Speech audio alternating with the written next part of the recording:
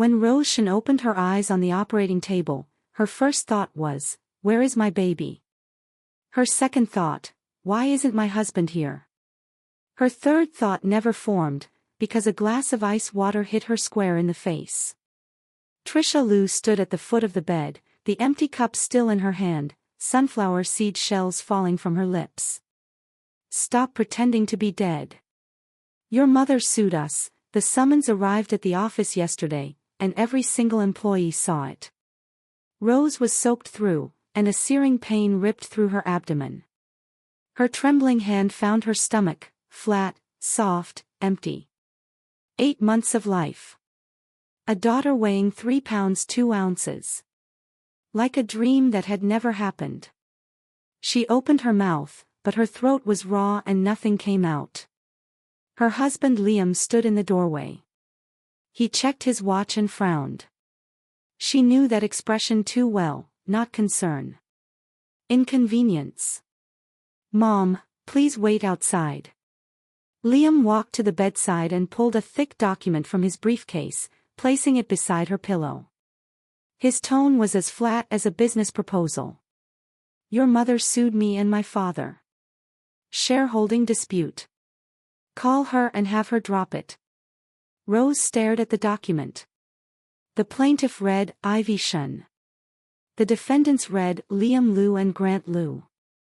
She hadn't known. She'd known nothing. All she knew was that 3 days ago, she'd screamed for help 7 times in her own kitchen, and no one had come. She'd climbed into the ambulance alone. She'd signed the surgery consent form alone. She'd lost their daughter alone. And while she lay on that operating table waiting for the anesthesia to take effect, Liam had been photographed outside a 5-star resort in Sanya, his arm around another woman. Her phone screen lit up. Messages from her best friend Zoe flooded in. "Your mom found out, he transferred all the Shen Group shares into his own name. Your family's company is becoming Liu property. Ethan posted a photo, your penthouse is now his wedding gift. Look for yourself." Rose opened the photo of the new apartment. When she saw the address on the real estate certificate, the blood in her veins turned to ice. That was her dowry.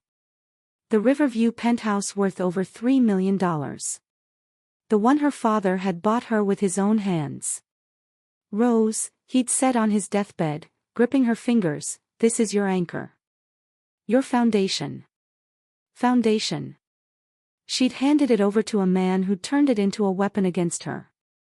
She sat up slowly, the pain in her abdomen like knives twisting inside her, but she clenched her jaw and made no sound.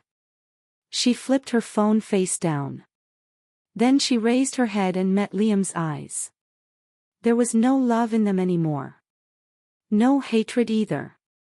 Only something colder than either, a promise. "Divorce," she said. "The legal kind." Rose Shen surfaced from unconsciousness with ice water streaming down her face. The shock was instantaneous, a brutal jolt that wrenched her from the fog of sedation and slammed her back into a body that felt like a battlefield. The cold seeped through her hair, trickled past her temples, and slithered down the back of her neck. Her abdomen, still raw from the emergency C-section, seized with a spasm so violent that she gasped, her hands flying instinctively to her stomach. Empty. She touched the flatness beneath the hospital gown and felt the world tilt. 8 months. 8 months of growing a life, of feeling tiny kicks and flutters, of dreaming about tiny fingers and tiny toes. 8 months of imagining what her daughter would look like, her eyes. Liam's. Her smile.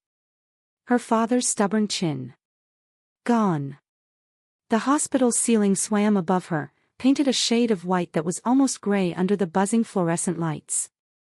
The air was thick with the sharp tang of antiseptic, layered over something else, something metallic that she didn't want to identify. Her throat was raw, her eyes sticky with dried tears, and every breath sent a fresh wave of pain through her midsection. But none of that hurt as much as the voice that was currently shredding the silence. "Stop pretending to be dead. Your mother sued us, do you understand? The summons arrived at the office yesterday, every single employee saw it. And you're lying here like a useless lump, as if none of it has anything to do with you. Rose turned her head slowly, the motion feeling like she was dragging her skull through quicksand. Trisha Lu stood at the foot of the bed, a monument to vulgar prosperity in a crimson mink coat that looked like it had been skinned from a very unhappy animal. Her fleshy hands were planted on her hips, and a shower of sunflower seed shells rained down from her lips as she talked, scattering across the linoleum floor. The television in the corner was still on, some daytime drama with exaggerated weeping, and Trisha had apparently brought the remote with her, because the volume was blaring at a level that made Rose's temples throb. Trisha wasn't looking at Rose. She was looking through her, the way one might look at a stain on the carpet that would need scrubbing later. The message was unmistakable: the woman on this bed was not a daughter-in-law who had just lost a child. She was an inconvenience. A mess. A problem that needed to be handled so everyone could get back to their lives. Rose's gaze drifted to the doorway.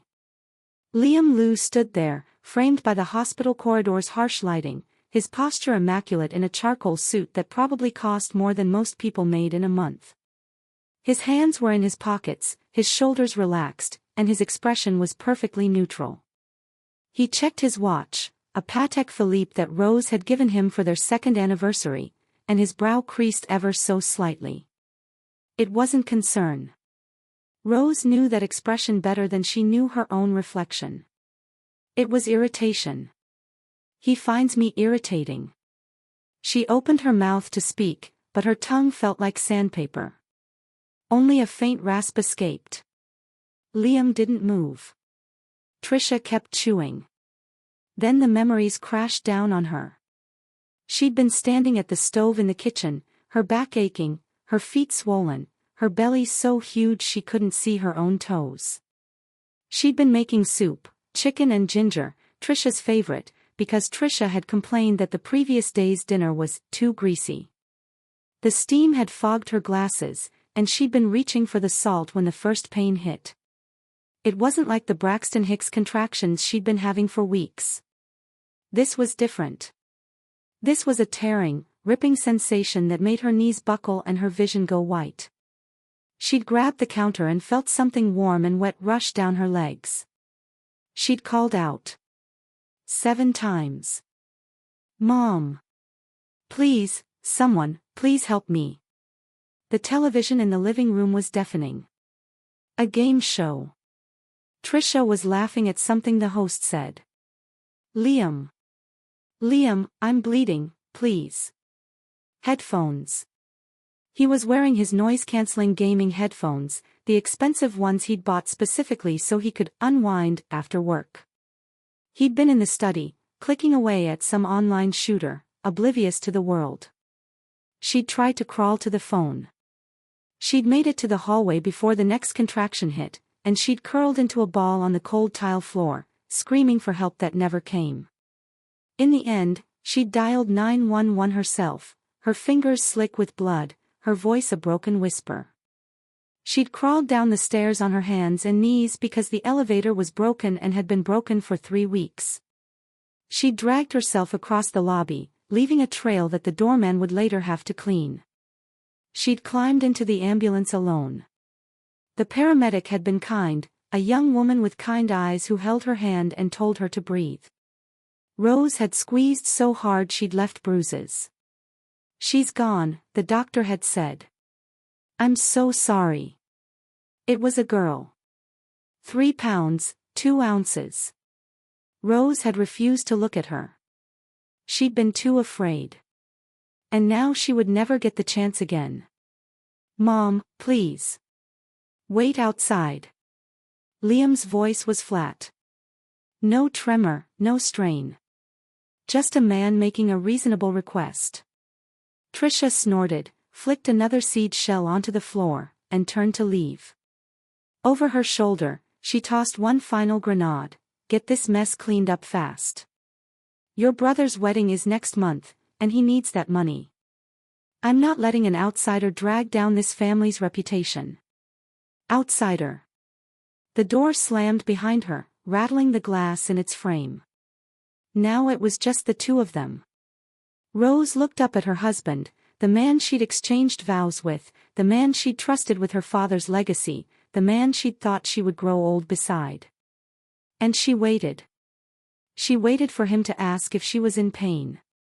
She waited for him to glance at the flatness beneath the hospital gown and show even a flicker of grief. She waited for a single word of comfort, a single gesture of human warmth. She waited until the silence became unbearable. Then Liam walked to the bedside and pulled a thick manila folder from his briefcase. He placed it on the table beside her, his movements deliberate, professional. The sound of paper against plastic was the only noise in the room. "Your mother has initiated litigation against me and my father," he said, his tone measured and calm, as if he were discussing quarterly earnings. "The basis is a dispute over Shen Group shareholdings. I need you to resolve this. Contact her, explain the situation, and have her withdraw the complaint." Rose stared at the folder. The top page was a photocopy of a court summons, official stamps in red ink, the plaintiff listed clearly as Ivy Shen and the defendants as Liam Liu and Grant Liu. She hadn't known. She hadn't known anything. For 3 years, she'd allowed her marriage to slowly sever every connection to her past life. Trisha had lectured her repeatedly, married daughters shouldn't keep running home, it looks desperate, and Liam had reinforced it, calling her childish and immature whenever she mentioned visiting her mother. She'd believed them. She'd convinced herself that this was how marriage worked, that every woman naturally drifted away from her parents, that the cost of belonging to a new family was the loss of the old one. She'd even tried to prove her loyalty. When Liam had suggested that her 20% stake in Shen Group, her inheritance from her father, should be placed under his custodianship for strategic reasons, she'd signed the paperwork without hesitation. "The board doesn't trust an outsider holding shares," he'd explained, his voice honey smooth, his hand caressing her cheek. "If I hold them as custodian, we control the voting power. It's for our future, Rose. For our children." His eyes had been so warm. So sincere. She'd signed. Worse, she'd pleaded with her mother to do the same. Ivy had resisted, fought with everything she had, but Rose had worn her down with tears and accusations. "You don't want me to be happy," she'd sobbed. "You never approved of Liam. If you won't do this, I'll never be accepted in his family." Ivy had signed. But Rose had seen the look on her mother's face, a mixture of resignation and sorrow that she'd chosen to ignore. "Mom," Rose finally managed, her voice a ruined whisper, "why is she suing you?" Liam's gaze flickered. Just for a second. Then his mask was back in place. "How would I know? You know how your mother is. Greedy. She probably thinks she can squeeze more money out of us." Greedy. The word hit Rose like a blow to the chest. Her mother, Ivy Shen, the Iron Lady, the woman who'd built a multinational company from a single workshop alongside James Shen, the woman who'd held the entire organization together after her husband's death, the woman who'd worked herself to exhaustion to ensure that Rose would never want for anything, that woman was greedy. "I want to read the complaint," Rose said. Liam's jaw tightened. He crossed his arms, the gesture defensive. "You're in no condition to worry about legal matters. Just call her. Tell her to drop the suit. Rose, I'm your husband. Everything I do for us. If this case goes forward, it will destroy you. Think about it, you still have to live in this family, with my mother, with everyone. Do you want to make enemies of your own in-laws? What kind of life do you think that would be?" He softened his voice, settling onto the edge of the bed and reaching for her hand. His fingers were cool and dry against her clammy skin. "I lost the baby too, Rose," he said, and there was a practiced weight to his words. "I'm grieving too. But we're young, we have time. We can try again when you're healed. Right now, the priority is damage control. Please. Call your mother. Tell her to stop this. Rose looked down at his hand. She'd held that hand through so many moments, their wedding, their honeymoon, the night her father died. It was a beautiful hand, with long fingers and a musician's grace. It had touched her so gently, so many times. Now it was gripping hers with the kind of pressure that made her knuckles ache. A delicate, beautiful manacle. She pulled free. Liam's smile didn't quite make it to his eyes. He recovered quickly, rising from the bed and smoothing down his suit jacket. "I'll give you a day to think about it," he said. "Don't do anything you'll regret, Rose." At the door, he glanced back, not at her face, but at the folder on the bedside table, as if checking to make sure she hadn't moved it. The door clicked shut. Rose closed her eyes. For a long moment, she just breathed, letting the pain wash over her in waves. Then she reached for her phone, her fingers trembling. The screen was flooded with messages from Zoe Song. "Rose. Do you know what that monster did? Your mom found out, he transferred your shares into his own name. He's the second largest shareholder now. Your company, the one your dad built, it's practically Lou property. Where are you? Answer me. Rose, I'm so scared for you, please respond. OMG, I just saw Ethan's post. Look at this." Attached was a screenshot. Rose clicked it, her thumb unsteady. The image expanded to show a social media post from Ethan Liu, a photograph of a stunning penthouse apartment, all floor-to-ceiling windows and panoramic views of the river. The caption read, "Huge thanks to my amazing brother and sister-in-law for the wedding gift. Dream house secured, married by New Year's." Rose zoomed in on the real estate certificate displayed in the photo. When she saw the address, the blood in her veins turned to ice. North Ring Road. The penthouse her father had bought her as a wedding gift. The one he'd called her anchor, the one he'd said would always be hers, no matter what happened. She'd handed the deed to Liam after the wedding, trusting him to handle the rental paperwork. She'd asked about it a few times over the years. "Still working on it," he'd say. "The bureaucracy is a nightmare." Or, "The tenants have been difficult, I'm looking for new ones." She believed him, because why wouldn't she? He was her husband. Rose gripped the phone so hard that the edges bit into her palms. A cold, clear calm descended over her, a stillness that she recognized from the worst moments of her life. Her father had taught her this. Anger makes you stupid, James Shin used to say. Calm makes you dangerous. When you're furious, Rose, don't scream. Don't cry. Watch. The enemy always reveals their weak points when they think you're helpless. She called her mother. The phone barely rang before Ivy picked up. Her voice was strained, a tightrope strung over a canyon of unspoken fears. "Rose? Oh God, Rose, I heard about the hospital. Are you okay?" "Which hospital?" "I'm coming." "Mom, I'm all right." Rose forced the words out, kept them level. "Tell me about the shares. What happened?" A heavy pause. When Ivy spoke again, her voice was controlled, measured, but Rose could hear the months of suppressed fury underneath. "They've been positioning themselves for over a year," Ivy said.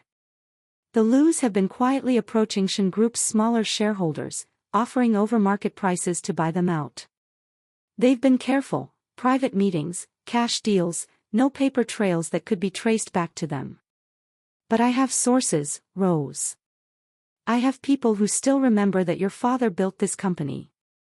Combined with the 20% you gave Liam, the 30% I was pressured into entrusting them, and the 9% they've bought from the small shareholders, they now control 63% of Shin Group's voting power.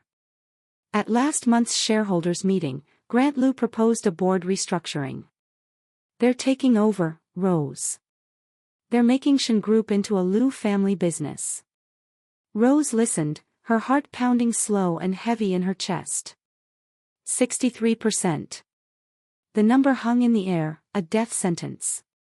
I was scared to tell you, Ivy continued, her voice cracking. You were on bed rest. The baby, I was afraid the stress would. She stopped. Swallowed. But I'm not backing down, Rose. I've already filed the lawsuit. This company is your father's legacy, and I will not watch it be stolen while I still have breath in my body. Rose closed her eyes. Tears leaked from the corners, sliding down her cheeks and into her ears. The cold of them shocked her, a tiny, physical reminder that she was still here. Still alive. Still breathing. Liam had courted her, married her, charmed her with words of love and forever, all of it a strategy. She'd been a chess piece from the moment he met her. Even the baby had been part of the plan, a tool to keep her docile, to make her dependent, to ensure she wouldn't ask too many questions. And that baby, Liam's baby, the Liu family's own blood, had died alone on a kitchen floor, ignored and unheard. Mom, Rose said. Her voice was so flat, so devoid of emotion, that Ivy went silent. Do you have evidence? Hard proof. Yes. Ivy's tone steadied. They've been careful, but they made one critical error. The money they used to buy out the small shareholders, it came from Liu Group's internal special projects fund. Grant Liu embezzled $200 million from his own company's restricted accounts. If that information goes public, it's not just a civil dispute anymore. It's criminal. Misappropriation. Fraud. Rose sat up slowly. The movement sent a jagged spike of pain through her abdomen, and she gritted her teeth, refusing to make a sound. Don't do anything yet, she said. Give me 3 days. What are you planning, Rose? Don't be reckless. Mom. Rose cut her off, and the coldness in her voice was something Ivy had never heard from her daughter before. You and Dad raised me to be kind, and patient, and to put family above everything. I did everything you taught me. And look where it got me. Dad's shares, gone. The home he bought me, stolen. My baby, dead. I'm done being Rose Shen, the woman everyone walks over. She hung up before Ivy could respond. Then she typed a message to Zoe.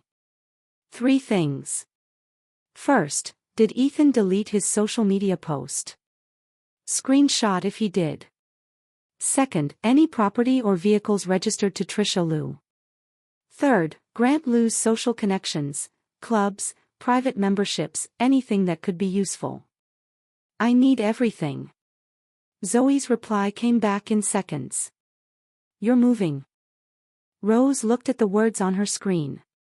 A cold, sharp smile touched her lips, the expression of a woman who has just decided that the time for playing nice is over. No, she typed back. I'm closing in. Over the next 3 days, Rose Shen was the perfect patient. She ate the bland hospital food without complaint, even when it tasted like cardboard. She took her medications on schedule, let the nurses check her vitals, and followed the physical therapist's instructions for gentle movement. She smiled at the doctors, thanked the cleaning staff, and never once asked for a single favor that might raise suspicion. To everyone who observed her, Rose Shen was a woman in shock, a grieving mother, a betrayed wife, a broken creature too fragile to be anything but pitied. But beneath the surface, she was building. Liam visited every day like clockwork, arriving at exactly the same time, deploying exactly the same script. Call your mother. Get her to drop the lawsuit. We can work this out, Rose. I'm on your side. Remember, I love you. She nodded along, murmured agreement, picked up her phone, and dialed a carefully memorized fake number. She'd mumble vaguely, then hang up and apologize. She's not picking up. I'll try again later. Liam's patience frayed a little more each day. His smiles became tighter, his eyes sharper, his fingers more restless. But he held on. Because Ivy Shan's lawsuit was still in progress, and Liam needed Rose as a witness. He needed her to speak on his behalf, to swear to the court that she'd given him those shares willingly, knowingly, of her own free will. He had no idea what she was doing while he was looking the other way. On the second night, Rose requested a private consultation with the hospital's social worker. "I'm concerned about my mental health," she said, her voice trembling in the perfect imitation of despair. "I've been having dark thoughts. Can you refer me to someone?" The social worker was kind, sympathetic, and completely fooled. The referral went through. Rose had her name and contact information, and more importantly, she now had a paper trail of credible mental health concerns. If the Lus tried to paint her as unstable, she'd have documentation to prove otherwise. On the third night, Rose made a list. She wrote it on a scrap of paper, the pen shaking in her hands, but the words were clear. It was a strategic map of everyone who'd wronged her, everything she knew about their secrets, and every potential ally she could bring to her side. Top of the list, Charles Cheng. Charles was James Shan's oldest friend, a man who'd been by her father's side since the early days when Shan Group was just a rented office and a dream. He'd been marginalized by Grant Liu after James died, forced out of the boardroom, stripped of his influence, reduced to a silent shareholder with 8% of the company. Rose remembered him from her childhood, remembered him telling her stories about her father's younger days, remembered the way his eyes had filled with tears at James's funeral. If anyone would help her, it was Charles. She also made a list of everyone Liam had ever betrayed, everyone Trisha had insulted, everyone Grant had stepped on to climb the corporate ladder. Rose had been a silent witness to years of slights and cruelties. She'd been dismissed as harmless, invisible, just another decorative wife who didn't pay attention. They'd been wrong. On day 4, Rose was discharged. Liam came to pick her up, his smile carefully calibrated to convey supportive husband. He drove her home, droning on about how she'd need to rebuild her relationship with Trisha, how the family needed to present a united front, how everything would return to normal if she would just cooperate.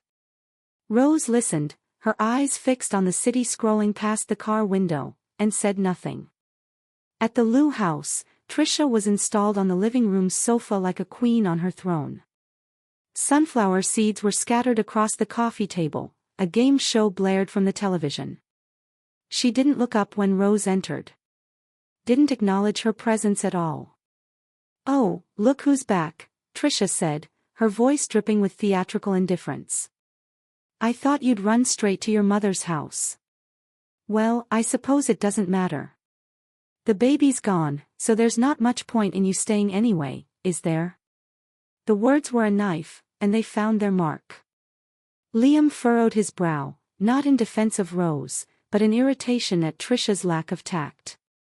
He said nothing, though. Just kicked off his shoes and disappeared into his study. Rose stood in the foyer, looking at the home she'd lived in for 3 years, and for the first time, she saw it clearly. The decor was Trisha's taste, all gilt and garish luxury, chandeliers that looked like they'd been copied from a discount showroom, abstract paintings that clashed with everything around them, furniture so overstuffed and upholstered that it seemed to swallow anyone who sat on it. Ethan's engagement photos took pride of place on the coffee table, his fiancée wearing the pearl necklace Trisha had borrowed from Rose on her wedding day. Trisha hadn't asked permission to borrow it. She'd simply taken it. The apron Rose had been wearing the day she went into labor was still hanging in the kitchen, splattered with dried soup and grease marks. Trisha must have seen it 100 times in the past week. She'd never once thought to wash it.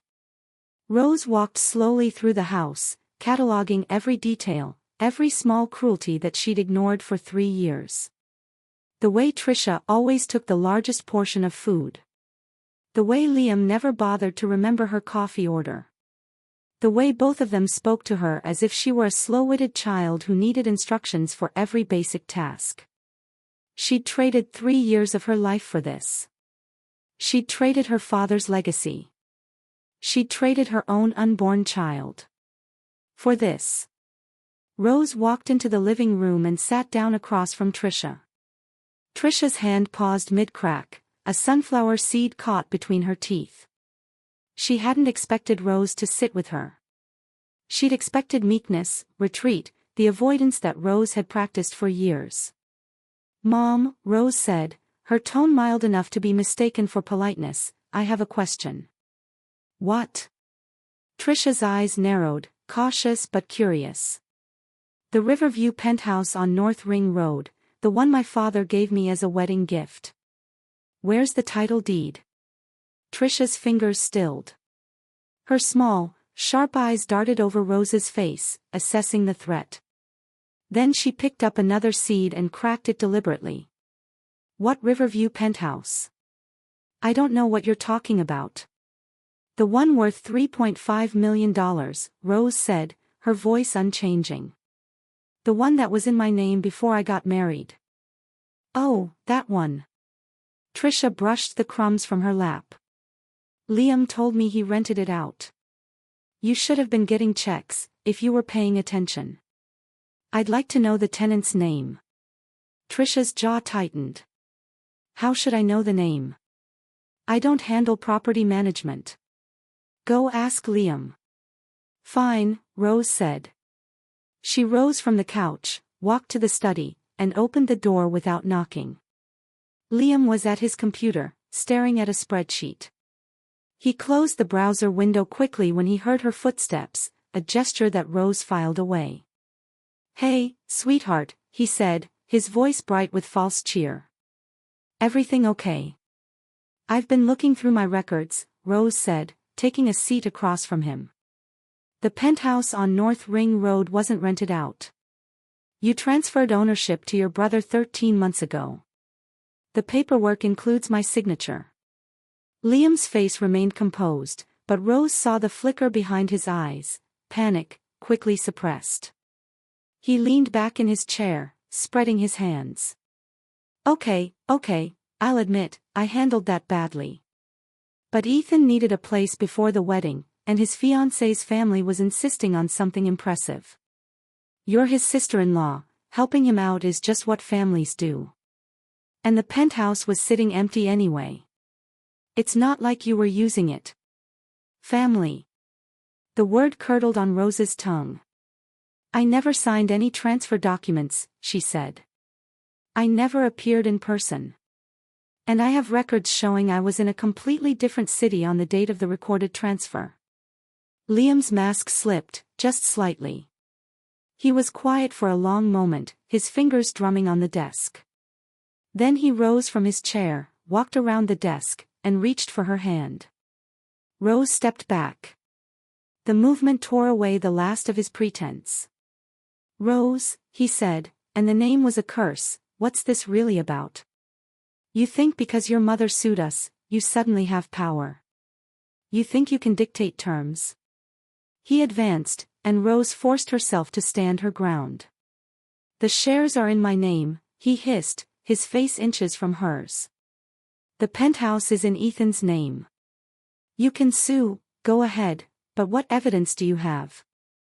You signed that custodial agreement voluntarily. You signed the transfer papers, or at least, your ID and your signature say you did. How are you going to prove it wasn't you?" "Rose, I don't want to make this ugly." His voice dropped to a threatening whisper. "Call your mother. Drop the lawsuit. We can go back to the way things were. But if you keep pushing," he smiled, a cruel twist of his lips. "Remember, you're living in my house. You eat my food. Without the Liu family, you are nothing." Rose met his eyes. She didn't flinch. She didn't step back. And she asked the question that had been burning inside her since the moment she woke up in the hospital. "Liam. When I was screaming in the kitchen, when our daughter was dying, where were you?" He flinched. For a split second, she saw something in his eyes, shame? Guilt? But then it was gone, and he turned away. "I was at work. You were in your study." Her voice was flat and frozen. playing video games with noise-canceling headphones on. I screamed 7 times, Liam. 7 times. You never came out. Your mother was in the living room. She said I was being dramatic and that every woman goes through pregnancy. She didn't move. She didn't call for help. I dialed 911 myself. I crawled down the stairs myself. I climbed into the ambulance myself. Her voice broke, just slightly. When I got to the hospital, the doctor said my placenta had abrupt. Our daughter was already gone.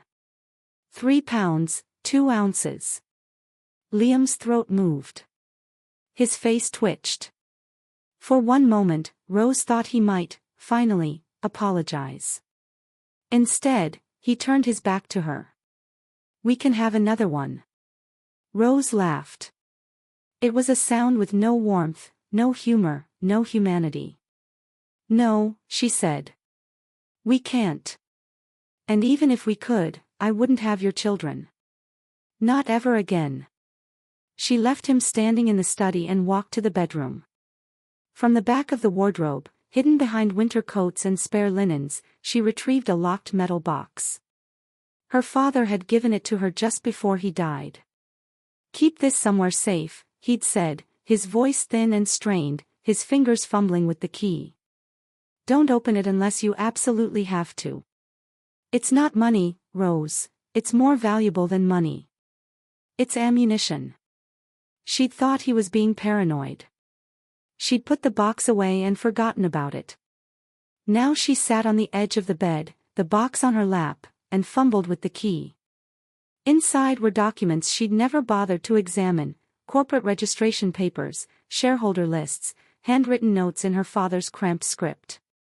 The first page of his journal was a single sentence, Rose, never harm others first, but never leave yourself defenseless. When the people closest to you reveal their true faces, these records will remind you who you really are. She remembered the day he'd written that. He'd been sitting in his hospital bed, refusing morphine because it made his head foggy, working through a pile of papers. She'd urged him to rest, and he'd smiled and patted her head.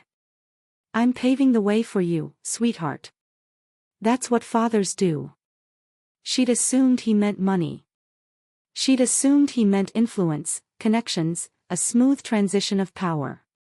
She'd been so wrong. He'd been paving her escape route. Rose flipped through the shareholder roster until she found the name she was looking for, Charles Cheng. The third largest shareholder in Shen Group, holder of 8% of the company. One of James Shen's earliest partners and closest friends. A man who'd been pushed out of the boardroom by Grant Liu's machinations. Zoe's messages arrived as if on cue. Rose. Got everything sorted. 1. Ethan hasn't deleted his post, I have screenshots of everything. 2. Trisha doesn't own property, but Grant transferred $5 million to her brother's account, labeled, real estate assistance. 3. Grant is a VIP member of an exclusive private club, the one that got flagged for hosting illegal activities last year. I have a source inside. Also, look at this. A screenshot appeared on Rose's screen, a bank statement from the previous May, showing a $2 million transfer from Liam's personal account to an offshore private account. The recipient was listed as Vera Sue, and the transaction was labeled, investment. Rose's breath caught. Vera Sue, Shen Group's deputy finance director. A brilliant, ambitious woman in her early 30s, hired personally by James Shen. Vera had always been friendly to Rose, always professional. Rose had never questioned her relationship with Liam. Now she did. She dialed Charles Cheng's number. Uncle Charles. It's Rose. A pause. Then his voice, gruff but gentle, Rose. I've been waiting for your call. I need to see you. Tomorrow, 3 p.m. The tea house near my office. I'll send you the address. Rose ended the call and began to pack. Every document from the metal box went into a large leather tote. From her wardrobe, She selected only the clothes she'd purchased herself, the items the Lus hadn't paid for, hadn't tainted with their presence. Everything else stayed where it was, including the diamond necklace Liam had given her for their wedding. One last time, she looked around the bedroom. Their wedding photo still hung above the headboard, and in it, she looked so young, so naive, so full of hope. She'd thought her life was beginning. She'd been wrong. Rose took the picture down, frame and all, and placed it in the box alongside Liam's bank statements, the property records, and Zoe's intelligence reports. These were her weapons now. That night, she didn't stay. When she walked through the front hall with her bag, Tricia stuck her head out of the kitchen and squawked with outrage. "Where do you think you're going at this hour? You haven't made dinner." "I'm leaving," Rose said, her voice clear and calm. "I won't be back." She walked out into a fine drizzle, the cold rain a blessing against her face. She called a rideshare and went home. Ivy was already waiting at the door. When she saw her daughter step out of the car, pale as bone and thin as a ghost, her composure cracked. She rushed forward and folded Rose into her arms. "Home," Ivy whispered. "You're home. I'll protect you, baby. I swear it." Rose leaned into her mother's embrace and let herself cry. Just for a moment. Just for tonight. Tomorrow, the fight began. Rose arrived at the tea house at exactly 3 o'clock the following afternoon. Charles Cheng was already at a window table, his back to the room, a pot of oolong tea cooling in front of him. He'd aged in the years since James died, his hair was whiter, his face more lined, but his posture was still ramrod straight, his hand steady as he raised the cup to his lips. Rose sat down across from him, and for a moment, they just looked at each other. "You look exhausted," Charles said. "The hospital didn't help." "I've been better." Rose poured herself a cup of tea, her movements deliberate and calm. "Uncle Charles, I'm going to ask you some direct questions. I hope you'll give me direct answers." He nodded. "First, how much do you know about Grant Lu's acquisition of Shin Group's small shareholders?"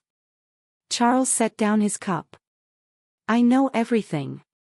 Grant has been working this angle for over a year. He approaches each target individually, offers 30% above market value, pays in cash. 3 agreements have been signed, and he's courting 2 more. He's been careful to keep it off the books. Second, do you have evidence of the embezzled special funds?" Charles reached into his briefcase and slid a thick manila envelope across the table. "I had a friend in auditing pull this. It's a summary of Lu Group's internal accounts from the past 2 years. Grant transferred $230 million from a restricted special fund under the label, Overseas Expansion Investment. That money was legally designated for a specific project.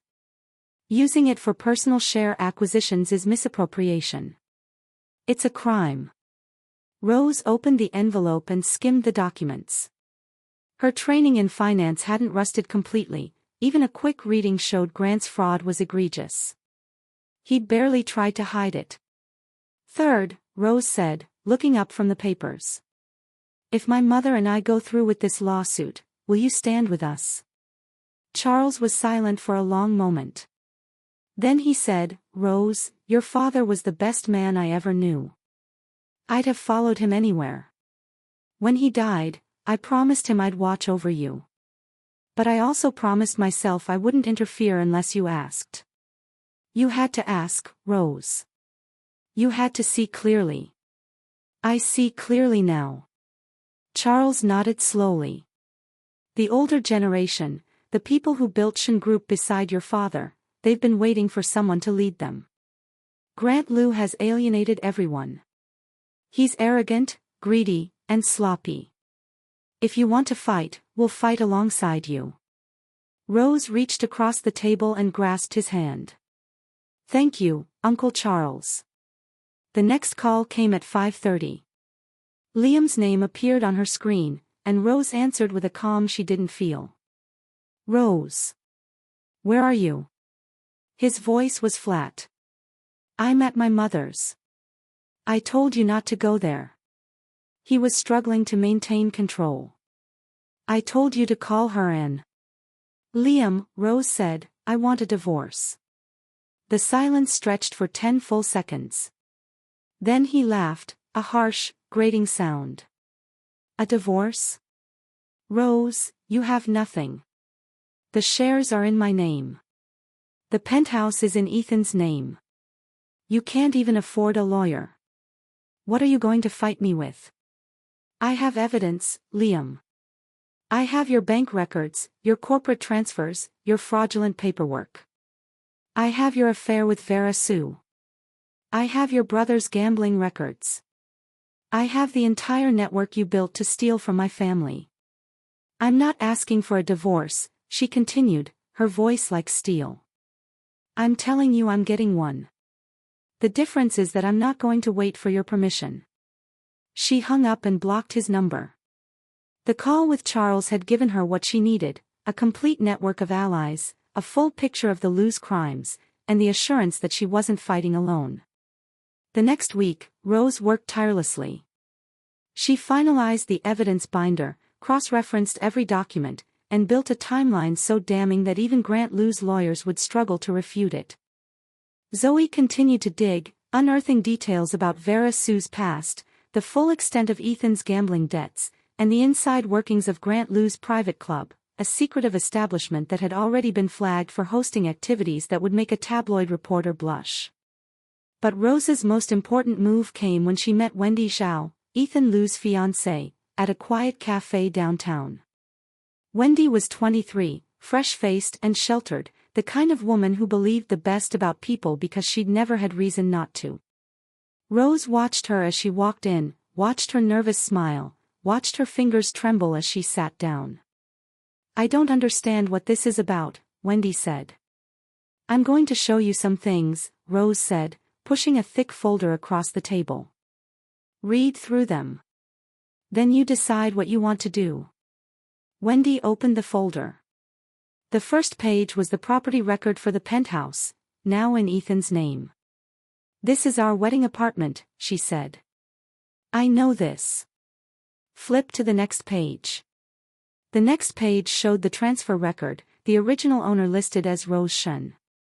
Beneath it was a handwriting comparison that revealed that the signature on the transfer didn't match Rose's handwriting in any way. An expert had already signed off on the discrepancy. What does this mean? Wendy's voice shook. It means Ethan's wedding gift was stolen from me. Liam forged my signature to transfer ownership. The third page was a court filing showing Rose had already initiated legal proceedings against both brothers. If you marry Ethan, you'll be drawn into the legal battle, Rose said. I'm not telling you this to punish him. I'm telling you because you deserve to know who you're marrying. Ask yourself, are they giving you a home or a crime scene? Wendy kept flipping. The next pages showed Ethan's bank records, the gambling debts, the outstanding loans. When she reached the final page, she closed the folder and sat in silence, her face pale. He told me he'd stopped gambling, she whispered. People lie, Rose said. But the bank records don't. Wendy stood, tucked the folder into her purse, and bowed. Rose, thank you. I think I've been very, very blind. 3 days later, Wendy called off the engagement. The Zhao family returned every penny of the betrothal gifts, and Wendy's father, a justice on the provincial Supreme Court, made a personal call to the relevant authorities, requesting a full investigation into the forged property documents. The walls were closing in. On the morning of the trial, Rose woke before dawn. She'd barely slept, but the exhaustion didn't touch her. She'd been waiting for this moment, preparing for it, rehearsing it in her mind. Ivy drove her to the courthouse. Charles was already inside, seated in the gallery. Zoe had texted a dozen times, promising to watch the entire proceedings via the live stream. Rose took the witness stand with her head held high. The courtroom was smaller than she'd expected, but it felt enormous. Liam sat at the defense table, his lawyer whispering in his ear. Grant Lew was beside him, his expression unreadable. Ethan was in the gallery, pale and sweating. Rose's mother had been called first. She'd testified calmly, steadily, outlining the chain of transfers and the years of manipulation. Now it was Rose's turn. She answered every question in a clear, measured voice. She presented the embezzlement evidence, the forged signatures, the hidden accounts. She detailed the affair with Vera Sue and explained how the Lews had systematically stolen Shin Group's controlling interest. But it was the final piece of evidence that broke the case open. Rose's lawyer produced a copy of Vera Sue's original job recommendation letter, signed by Liam. Then she showed the email chain in which Vera reported a shareholder's contact details to him, and he replied with 4 words, "Get it done." "Mr. Lew," the lawyer said, "what is your relationship with Miss Sue?" Liam's face contorted. "She's my college classmate." "Just a classmate." "That's what I said." "And how many of your classmates have you transferred $2 million to?" The courtroom erupted in gasps. Liam shot to his feet, pointing at Rose. "You followed me. You had me investigated. This is an invasion of privacy." "Please control yourself, Mr. Lew," the judge said. "Ms. Shen, continue." The rest of the hearing proceeded like a train derailing in slow motion. Grant Lew was called to the stand and stammered through a series of questions that painted him as a greedy, careless executive who'd taken massive risks with his own company's funds. Ethan was called next and admitted under oath that his brother had handled the apartment transfer. By the time the morning session ended, the Lews case was in ruins. After the hearing, Liam cornered Rose in the courthouse hall. His eyes were red-rimmed, his suit rumpled, his composure gone. "You think you've won?" he demanded. "Even if you take back the shares, even if you take everything, you've already lost. You're the woman who handed her family's legacy to a man and watched him destroy it. Everyone knows you were a fool. They'll always remember you as a fool." Rose looked at him. Looked through him. "You're right," she said. "I was a fool. I was a fool to trust you. I was a fool to believe you loved me. I was a fool to hand over everything my father worked for. But here's the thing about fools," she continued, her voice growing colder. "When a fool wakes up, really wakes up, they don't make the same mistakes again. And you, Liam, are about to learn exactly what a fool can do when they have nothing left to lose." She pried his fingers off her arm, one by one, and walked away. Liam stood frozen, watching her retreat. For the first time, he felt a chill of something that might have been fear. He called his father. "We need a backup plan." Grant Lew's response was flat, "Too late. Banking regulators arrived this morning. Someone filed a formal complaint. They're auditing our books." "Who?" "Charles Cheng." Liam's blood went cold. He remembered Rose's words. "Legally." She'd meant every syllable. Rose sat in her mother's car, watching the city blur past. The lawsuit was still ongoing, but its outcome was no longer in doubt. Grant Lew's embezzlement was under investigation, Ethan's gambling debts were being exposed, Liam's marriage had collapsed before it could begin. But Rose wasn't finished. She had one more move to make. Zoe's final message was waiting in her inbox. The full membership list for Grant Lew's private club was attached, as was evidence that the club had hosted activities that would create a public scandal if exposed. Rose knew just how to release it. Anonymously, she told Zoe. 3 packets, 1 week apart. Let them panic. Her mother glanced at her in the rearview mirror. "Rose, are you sure you want to go this far?" Rose's eyes flickered, but they didn't waver. "Mom, when I was on that operating table, I promised myself something. If my daughter had lived, I would have taught her never to let anyone walk over her. Never to beg for mercy. Never to forgive someone who didn't deserve it. I'll teach her memory by example.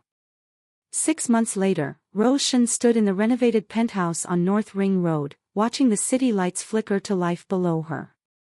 The apartment was hers again, legally, finally, irrevocably. The lawsuit was over. Shen Group was back under Ivy Shen's control. Grant Liu had been forced to resign from both boards, his embezzlement case was still pending. Ethan Liu was bankrupt, Liam's career in ruins, and Trisha was living with her brother's family in a cramped suburban house, pretending the whole situation was somehow Rose's fault. It didn't matter. None of it mattered. Rose walked to the windows and looked out at the skyline. Somewhere in this city, her father was buried. Somewhere, her daughter was buried too. But Rose wasn't buried. She'd been reborn on that hospital bed, clawed back to life through sheer will. Her phone buzzed. A text from Charles Cheng. The old crew wants to know if you're ready to take a seat on the board. Your mother says it's your call. Rose smiled. She typed back, "Tell them I'll see them on Monday." She pocketed her phone and looked out at the city again. Everything her father had built was restored. Everything the Lius had stolen was returned. And everything Rose had lost was replaced by something stronger, a certainty that she would never again be anyone's victim. In the distance, the river glittered under the twilight. Rose touched the window glass, feeling the cold bite of it against her fingertips. "I did it, Dad," she thought. "I remembered everything you taught me. I kept every promise I made. And I'll never stop fighting." She turned away from the window, walked through the apartment that was finally, truly hers, and began to plan the rest of her life.